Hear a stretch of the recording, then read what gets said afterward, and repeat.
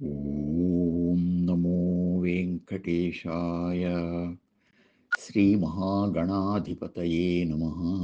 శ్రీరామకృష్ణగురవే నమః. త్రిసామా సామగः సామ నిర్వాణం భేషజం భిషక్ సన్యాసకృచ్ఛమశాంతో నిష్ఠాశాంతిః పరాయణం. శ్రీ విష్ణు సహస్రం 62వ శ్లోకంతో నామస్మరణ చేసుకుని భీష్మ ఉపదేశం విందాం. యోగ సాంఖ్యవేత్తలు అక్షరస్థితిని పొంది ఆనందస్వరూపులవుతారు అని విన్న తరువాత ధర్మరాజు, పితామహ, నీవు పరమజ్ఞాన నిధివి అని అటు వేదవేత్తలు ఇటు యోగ సిద్ధులు నిన్ను ప్రశంసిస్తూ ఉంటే విని చాలా ఆనందిస్తూ ఉంటాం. దక్షిణాయనంలో ఇంకా కొద్ది రోజులే మిగిలాయి. సూర్యుడు అటు తిరిగి ఉత్తరాయణం వస్తే నీవు పరమపదానికి చేరుకుంటావు. ఇక మేమెవరి నుండి వింటాం? ఈ కురు వంశానికి నీవు ప్రజ్ఞ అనే నెయ్యితో వెలిగే మహాదీపానివి గదా, నీ తేజస్సునే ఆశ్రయిస్తున్నాము అని తన వాళ్లనందరినీ కలుపుకొని తమ కృతజ్ఞతను తెలియజేశాడు. తరువాత యోగ సాంఖ్య వివరణలో అక్షరమైనది అనే మాట వచ్చింది. పితామహ, అక్షర క్షర తత్వాన్ని వివరిస్తారా అని సవినయంగా ప్రార్థించాడు. భీష్ముడు వశిష్ఠ జనక సంవాదంలో ఈ విషయాలు మరికొన్ని విశేషాలు వస్తాయి, చెబుతాను విను అని ప్రారంభించాడు. ఒకసారి జనక మహారాజు వశిష్ఠుల వారిని దర్శించి ఆయన సుఖాసీనుడై ఉన్న సమయంలో సాష్టాంగ నమస్కారం చేసి, మహాత్మా, మీ నుండి పునరావృత్తి లేని అక్షరతత్వాన్ని తెలుసుకోవాలని ఉంది అని సవినయంగా ప్రార్థించాడు. ఆయన ఇలా వివరించాడు: వృద్ధి క్షయాలు లేని, ఆది అంతాలు లేని తత్వం, ఆ పరతత్వం ఒక్కటే. దాని నుండి క్షరించిన, ఆవిర్భవించిన, జారిన రూపాలు 24.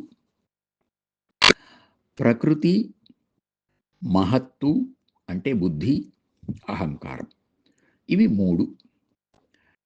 ఆ తరువాత పంచభూతాలు, పంచతన్మాత్రలు 10.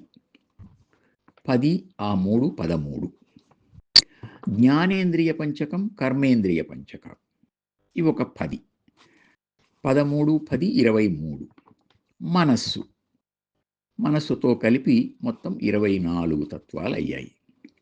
ఈ 24 తత్వాలకు మూలమైన తత్వం అక్షరం.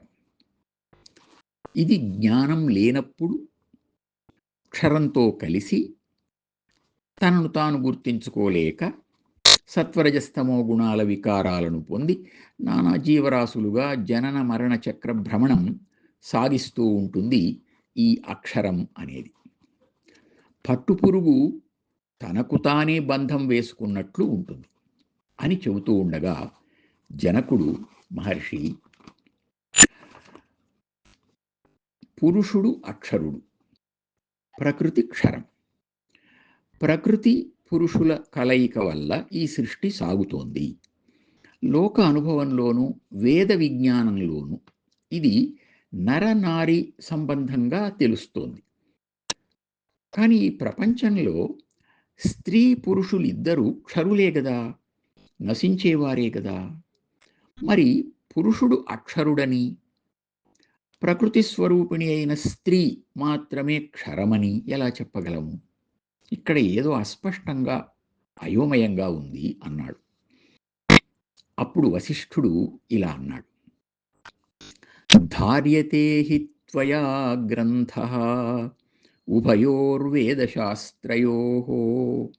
నతు గ్రంథస్య తత్వజ్ఞో యథావత్వం నరేశ్వర యో హి వేదే చ శాస్త్రే చ గ్రంథధారణ తత్పరః న చ గ్రంథార్థతత్వజ్ఞః తస్య తద్ధారణం వృథా.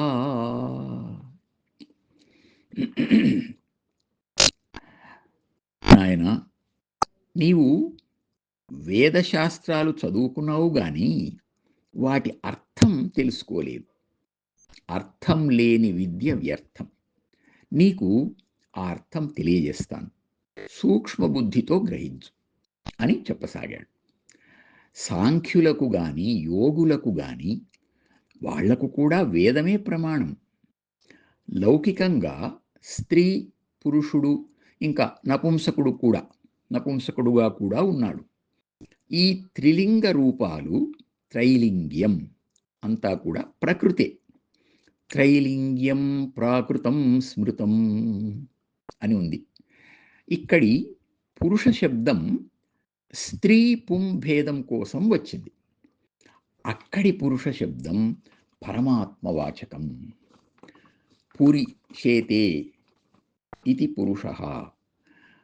పురమైన ప్రకృతిలో ఉంటాడు గనుక పురుషుడు, చైతన్య స్వరూపుడు. నైవ పుమాన్ పుమాంశ్చైవ, ఆ పురుషుడు ఈ పురుషుడు కాడు. అలాగే అలింగా ప్రకృతి, మూల ప్రకృతి కూడా ఈ త్రిలింగ అతీతమైంది. దాని నుండి త్రివిధ లింగ రూపాలు వచ్చాయి. కనుక శరీరధారులైన అందరూ అన్నీ ప్రకృతిలో భాగాలే, క్షరస్వరూపాలే. సాంఖ్యులు, యోగులు 25వ తత్వమైన అక్షర పరబ్రహ్మాన్ని దర్శిస్తున్నారు. ఆ పురుషుడు ఇతడు అబీజుండు, అదేహుండు, అనింద్రియుండు, వీతమానసుడని ఆత్మవిధము చెప్పు వేదములు, భవదుఃఖ కర్మాదికములును ఆతనికి లేవు, నిర్గుణుండగుట చేసి ఆతనికి లేవు. ఈ విధంగా అక్షరుడు ఏ గుణాలు లేని ఏకస్వరూపుడు అని చెప్పగా జనకుడు, మహాత్మా, ఆత్మకు నానాత్వం, ఏకత్వం, విద్య, అవిద్య అని 2 స్వభావాలు ఉన్నాయి అని అంటారు. ఇవి విరుద్ధ స్వభావాలు కదా, ఏ విధంగా సమన్వయం చేసుకోవాలి తెలియజేయండి అని అడిగాడు. వశిష్ఠుడన్నాడు, విద్య అంటే జ్ఞానస్థితి. ఇది 25వ తత్వమైన అక్షరమే. అవిద్య అంటే ప్రకృతి, క్షరం. ఇక్కడ ఒక విశేషాంశం ఉంది, శ్రద్ధగా విను. శుద్ధ చైతన్య స్వరూపుడైన పురుషుడు ప్రకృతితో, దాని వికారాలైన 24 రూపాలతో కలిసి ఉన్నప్పుడు జీవుడు అనే పేరుతో అజ్ఞానంలో, అవిద్యలో ఉంటాడు. ఇదంతా క్షరం, నశించేది అని ఎప్పుడు తెలుసుకుంటాడో అప్పుడు జ్ఞాని అయి, విద్యారూపుడై, ఇంతకాలం నేను తెలియక దీంతో కలిసి ఉన్నాను అని తాను వేరై ప్రకృతిని వేరుగా చూస్తాడు, ద్రష్ట అవుతాడు. జీవుడే జ్ఞాని అయి, ద్రష్టయై దేవుడవుతాడు. ఈ అపరాధం ఎవరిది?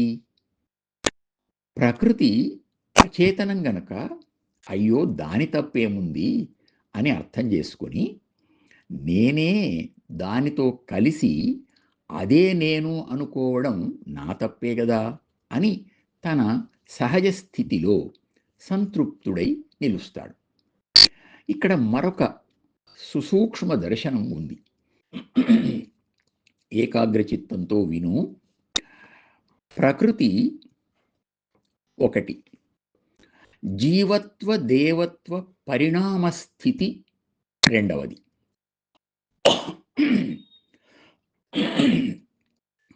శుద్ధ చైతన్యం మూడవది. ఈ విధంగా 3 మెట్లున్నాయి. ఇవి వరుసగా మొదటిది అజ్ఞానం, రెండవది జ్ఞాన పరివర్తనం, మూడవది పూర్ణ జ్ఞానం. అంటే 24వది ప్రకృతి, 25వది పురుషుడు. ఇది ఈ 2 కాక 26వది ఒకటి ఉంది. అది ఈ 2 స్థితులను చూస్తున్న పరబ్రహ్మ స్థితి. ఈ అవగాహనతో ప్రకృతి 24 కాదు, వాటిలో అవాంతర అనేక భేదాలతో లెక్కలేనన్ని రూపాలుగా విడిపోయి ఉంది. ఆ నానా రూపాలను ఆశ్రయించినప్పుడు జీవునికి నానాత్వం వస్తుంది. తాను కూడా అన్ని రూపాలలోనూ ఉండడం జరుగుతుంది. దీనినే జీవనానాత్వ స్థితి అంటారు. ఆత్మకు ఇది ఒక స్థితి. ఇది వదిలినప్పుడు ఏకత్వ స్థితి. అందువల్లనే ఆత్మకు జీవుడుగా నానాత్వం, దేవుడుగా ఏకత్వం. ఈ రెండింటినీ చూస్తున్న 26వ తత్వం కేవల పరబ్రహ్మ పదం, అద్వయ ఆనంద స్థితి. ఈ మహాజ్ఞానాన్ని బ్రహ్మ వశిష్ఠునికి, ఆయన నారదునికి చెప్పగా నేను నారదుని నుండి తెలుసుకున్నాను. జనకుడు సాక్షాత్తుగా వశిష్ఠుల వారి నుండే విన్నాడు కనుక ఆయన వాక్యాలుగానే ఆ వశిష్ఠుల వారి వాక్యాలుగానే చెప్పాను. ధర్మనందన, ఈ మహాజ్ఞానాన్ని అనుసంధానించుకుని నీవు కూడా శోకమోహ భయాదుల నుండి విముక్తుడవై పరబ్రహ్మ స్థితిలో మనస్సును మంచి ఆసక్తితో లగ్నం చెయ్యి అని భీష్ముడు ఆశీర్వదించాడు. ఓం నమో వెంకటేశాయ.